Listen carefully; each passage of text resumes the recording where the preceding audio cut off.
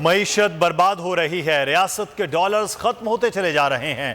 معاشی حالات پر عمران خان برس پڑے، خطاب میں کہا رجیم چینج آپریشن سے ہماری حکومت گرائی گئی تو زر مبادلہ کے ذخائر 16 ارب 40 کروڑ ڈالرز تھے، آج ذخائر صرف 3 ارب 60 کروڑ ڈالرز رہ گئے ہیں۔ دنیا میں پاکستانی معیشت کی تباہی پر آرٹیکل لکھے جا رہے ہیں۔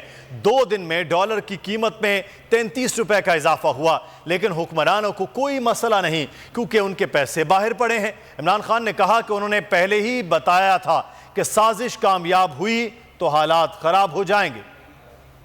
آج ہمارے جو فورن کرنسی ریزروز ہیں وہ 3.6 ارب ڈالر ہے۔ جب یہ نو کانفیڈنس کا یہ موشن داخل کروائی گئی تھی اسمبلی میں، اس وقت ہمارے ریزروز 16.4 ارب ڈالر تھے۔ مضمون لکھے جا رہے ہیں پاکستان پہ، فائنینشیل ٹائمز میں ابھی پاکستان کے اوپر مضمون آیا ہے۔ سارے اب ایک بڑا خوفناک اور خطرناک پاکستان کی ایک پکچر بتا رہے ہیں کہ ہم جا کدھر رہے ہیں۔ یہ 2 دنوں میں 33 روپیہ گرا ہے ڈالر کے مقابلے میں۔ اس وقت ملک کے اوپر مسلط ہے یہ شریف خاندان، ان کو کیا نقصان ہو رہا ہے؟ ان کے تو پیسے باہر پڑے ہیں کہ یہ ہمیں پوری طرح پتا تھا کہ جب رجیم چینج آپریشن کانسپریسی چل رہی تھی، ایک دفعہ ایک سیاسی استحکام چلا گیا تو یہ سنبھال کوئی نہیں سکے گا۔ اور خاص طور پہ مجھے پتا تھا کہ یہ جو لوگ 30 سال سے اس ملک کے اوپر حکومت کر رہے ہیں اور جنہوں نے یہ سارا ملک کے مسئلے ان کے دور میں شروع ہوئے، تو مجھے پتا تھا کہ انہوں نے نہیں سنبھالا۔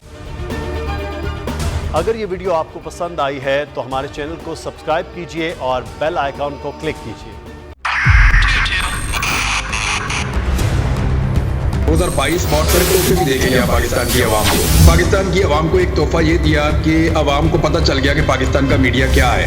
سال 2022 میں سب سے زیادہ دیکھے جانے والا چینل بول نیوز رہا نمبر 1۔ ہم نے بہت سارے شوز اور ٹرانسمیشنز کی، پورا سال مسلسل جدوجہد میں نکل گیا کہ یہ ووٹ آف کانفیڈنس کے پیچھے کون لوگ تھے۔ توڑے ریٹنگ کے سبھی ریکارڈ، سوشل میڈیا پر بھی سب سے زیادہ تیزی سے 2.4 بلین ویوز کا سنگ میل عبور کیا۔ اینکرز کو بھی عوام میں سب سے زیادہ مقبولیت ملی اور سوشل میڈیا پر بھی بول رہا سب پر سبسکرائب کریں اور بیل دبائیں تاکہ کوئی خبر رہ نہ جائے۔